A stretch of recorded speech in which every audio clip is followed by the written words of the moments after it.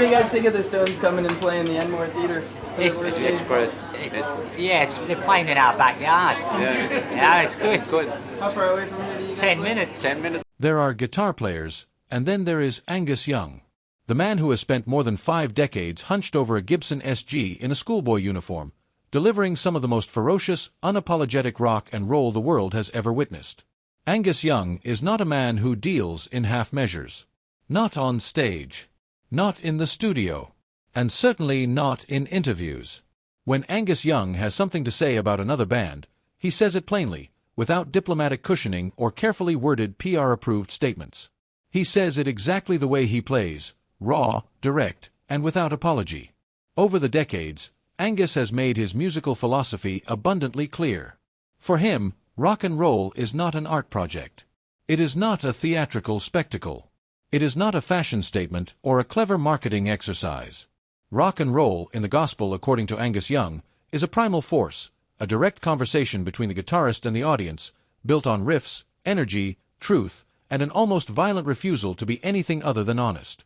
That philosophy has made ACDC one of the most enduring bands in history. It has also made Angus Young one of the most refreshingly blunt critics in rock. He has never been shy about naming names. And while plenty of musicians keep their rivalries private or hide behind vague non-answers when asked about their peers, Angus has, throughout a career spanning 5+ decades, taken clear shots at some of the biggest names in rock history. Not out of jealousy, the man sold over 200 million records worldwide with ACDC, making them one of the best-selling music acts of all time, according to RIAA certifications and global sales tracking. Not out of ignorance, Angus grew up immersed in the blues and early rock, studying the greats with genuine devotion. His criticism came from conviction, from a deeply held belief that certain bands were either faking it, overcomplicating it, or simply wasting potential that should have been magnificent. What follows is a deep dive into the 6 rock bands that Angus Young has, at various points in his career, spoken about with the most disdain, and the reasons behind each verdict. Some of these critiques are famous. Others are less well known. All of them reveal something essential about the man behind the riffs. Few bands in rock history carry the mythological status of the Ramones. Johnny, Joey, Dee, and Tommy, 4 kids from Forest Hills, Queens, who stripped rock down to its bare skeleton and launched a cultural revolution. The punk movement that emerged from CBGB in the mid-1970s is widely credited with saving rock from its own excesses, injecting raw urgency into a genre that critics argued had grown bloated and self-important. The Ramones are almost universally revered as architects of that revolution. Angus Young was not impressed. In interviews dating back to the late 1970s, Young was open about his dismissal of punk in general and the Ramones specifically. His critique was not that the Ramones were dangerous or threatening, it was that they were simply underwhelming as musicians. "I heard one song and it did nothing for me," he recalled, in what became one of his most quoted assessments. "It felt like my first band when I was 12, and that was better." The harshness of that remark should not be underestimated. The Ramones were not amateurs. They were a brilliantly effective band with a very specific, deliberate aesthetic. But for Angus, the simplicity that punk celebrated as a virtue read as a deficiency. He had grown up listening to Chuck Berry, Little Richard, the Easy Beats, and the early British invasion bands. He had seen what raw rock and roll could sound like when it was coupled with actual technical ability and genuine musical depth. By that standard, the 3-chord blitz of the Ramones felt less like revolution and more like regression. His critique extended beyond the Ramones to the entire punk philosophy. "They can do all that," he said of punk's attitude-first approach. "It's easy for someone to get up there and put on a show, but they can't really play." This was not simply elitism. Angus Young, famously, is not a technically flashy guitarist in the way that, say, Eddie Van Halen was. AC/DC's music is not complicated. But there is an enormous difference between simplicity with substance, where every note serves a purpose, where the groove locks in and never lets go, and simplicity that is simply the result of limited musical imagination. To Angus, the Ramones represented the latter. He also pointed out, with some historical accuracy, that the rawness punk claimed to have invented had already been delivered, more effectively, by earlier British bands.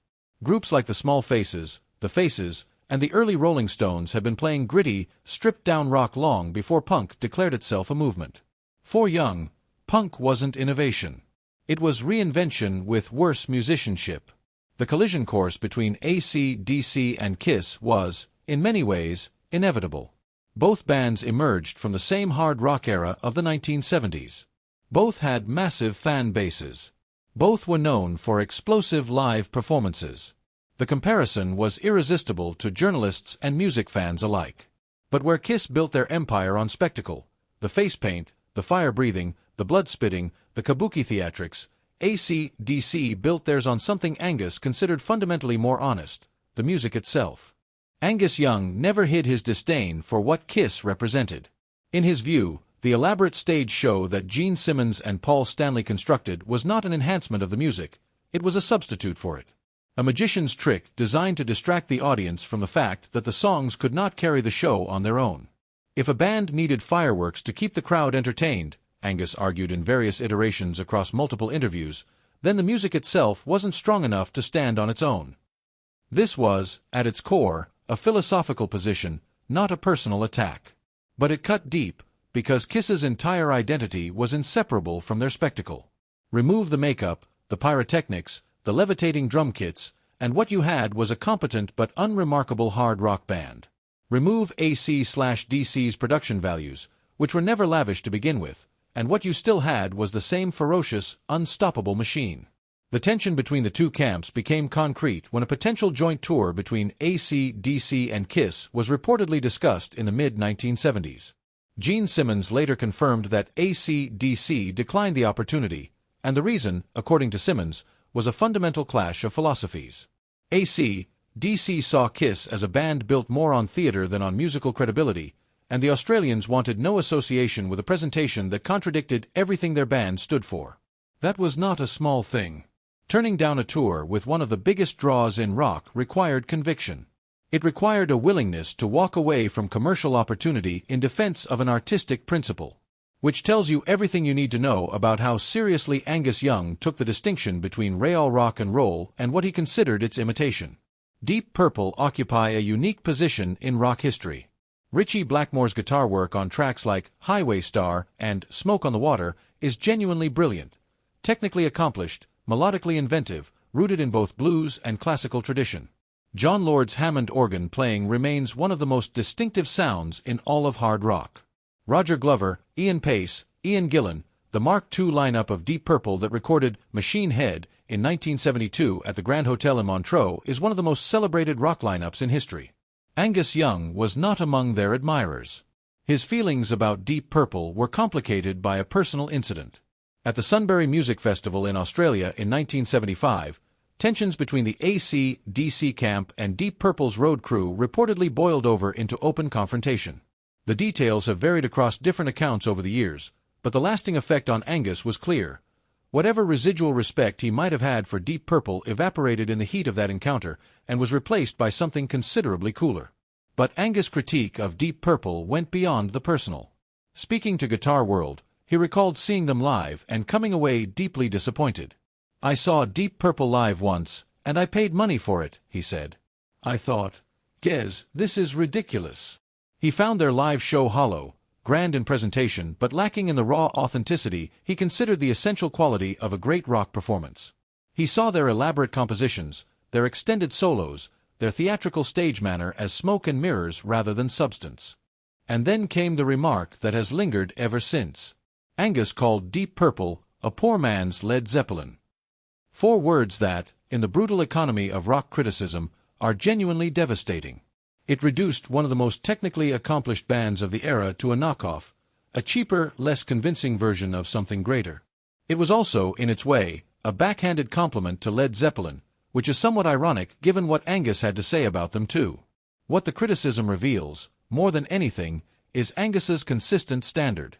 Deep Purple were too polished, too theatrical, too focused on demonstrating musicianship rather than delivering raw impact. They were, in his eyes, more interested in impressing you than in moving you. And for Angus Young, that was the cardinal sin of rock and roll. This is the one that surprises people. Because if there is a band in the rock canon that seems immune to serious criticism, a group so universally acknowledged as foundational and extraordinary that dissent feels almost eccentric, it is Led Zeppelin. Robert Plant's voice. Jimmy Page's guitar work. John Paul Jones's bass and keyboard arrangements.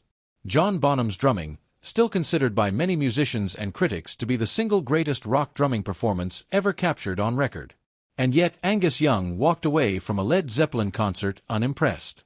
Speaking to Classic Rock magazine, he described attending one of their shows and finding the experience not just disappointing, but almost offensive in its waste of potential. They played for 3 hours, but for 2.5 hours, they bored the audience, he said bluntly. It's sick. They should be the most exciting band in the world. That last sentence is the key to understanding what Angus was actually saying. He wasn't dismissing Led Zeppelin's talent. He was expressing frustration, real, genuine frustration, at the gap between what they were capable of and what they were actually delivering. They should be the most exciting band in the world. The operative word is should. Angus believed, clearly, that the raw material was there. The problem was what they did with it. Led Zeppelin's live shows were famously marathon events. By the mid-1970s, their concerts regularly stretched past 3 hours, with extended improvisational passages, sprawling blues jams, and lengthy solo showcases. Jimmy Page's violin bow solo on Dazed and Confused could stretch to 20 minutes. Moby Dick, John Bonham's drum showcase, sometimes ran to half an hour. For millions of fans, this was transcendent, a live music experience unlike anything else available. But for Angus, raised on the tight, relentless economy of early rock and roll, these extended explorations registered not as virtuosity but as self-indulgence.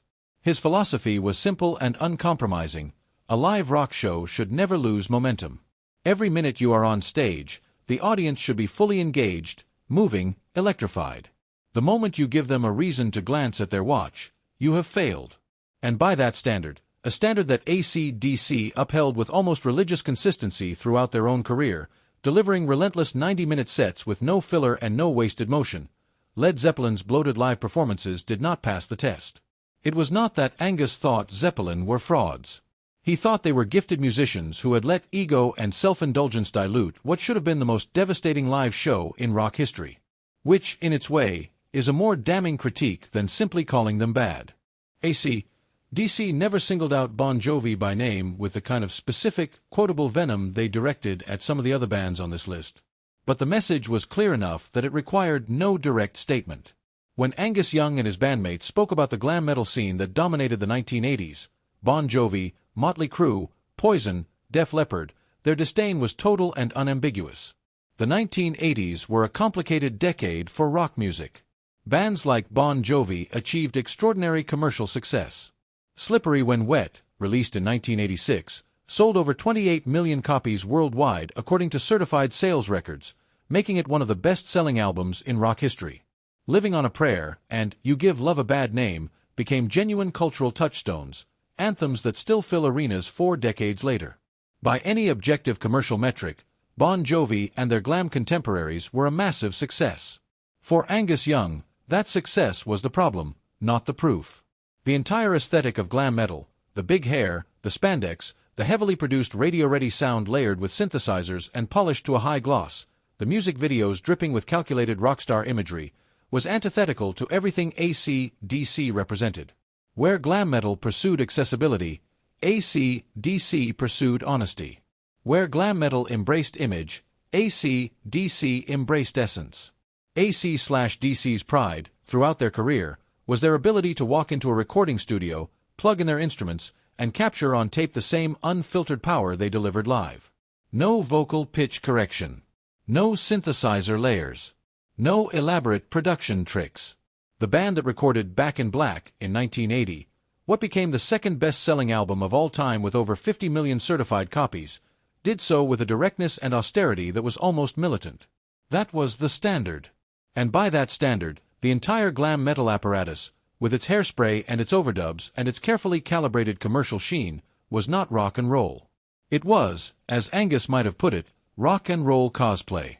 This one is perhaps the most nuanced of Angus Young's public critiques, and it has to be placed carefully in its historical context to be properly understood. Speaking in a 1977 interview with Classic Rock magazine, Young criticized the Rolling Stones, then one of the most celebrated bands on the planet, for drifting away from their rock and blues roots and experimenting with soul, funk, and disco influences. By the mid to late 1970s, the Stones were in the midst of a significant musical evolution. Albums like Black and Blue in 1976 and Some Girls in 1978 reflected a band deliberately broadening their sonic palette, incorporating reggae, funk, and disco into what had previously been a more straight-ahead blues rock framework. For many critics and fans, this was the Stones at their most adventurous and interesting, a band refusing to calcify into a nostalgia act and instead pushing forward into new territory. Some Girls, in particular, was critically acclaimed and commercially enormous. Angus Young was not among those celebrating the evolution. "The Rolling Stones get up and play soul music these days," he said.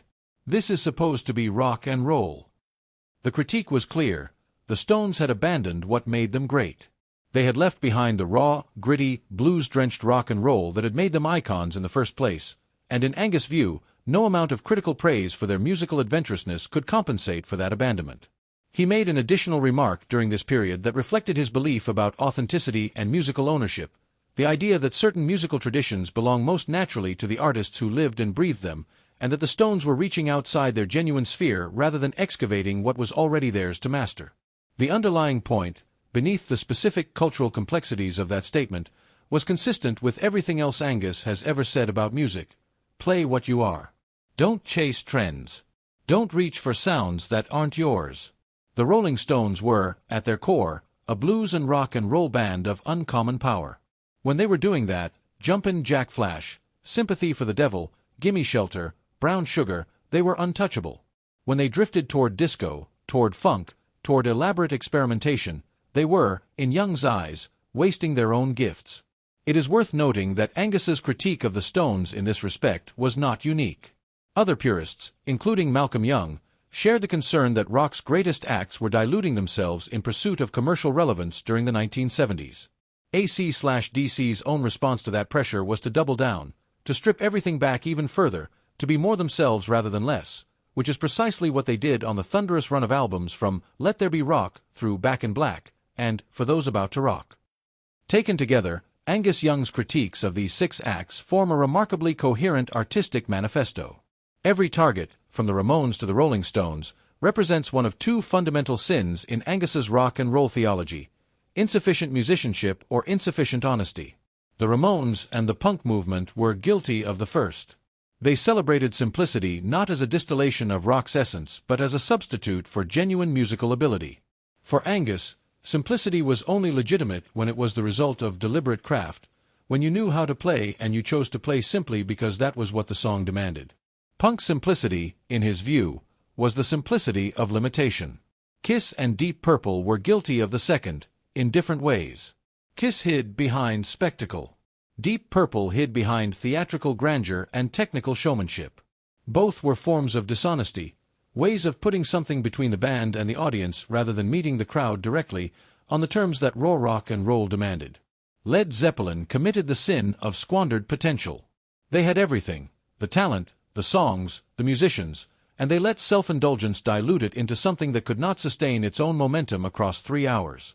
Bon Jovi and the glam metal scene committed the most commercial form of inauthenticity, designing a product rather than expressing a truth. They gave audiences what market research suggested they wanted, rather than what the band genuinely had to say. In the process, they built enormous commercial empires and hollow musical legacies. And the Stones, at least in that specific mid-1970s moment, committed the sin of abandoning what they were genuinely great at in pursuit of musical territory that belonged to other traditions. What Angus Young never compromised on, what has made AC/DC's catalog as vital and immediate today as it was in 1975, was the refusal to separate the music from the musicians who made it. Every riff had to be honest. Every show had to deliver.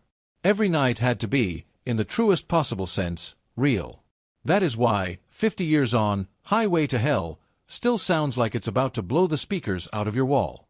That is why ACDC can still fill stadiums that hold 80,000 people.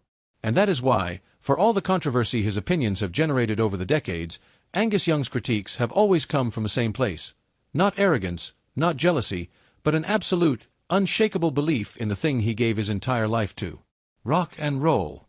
Nothing added. Nothing taken away. Just the riff, the energy, and the truth.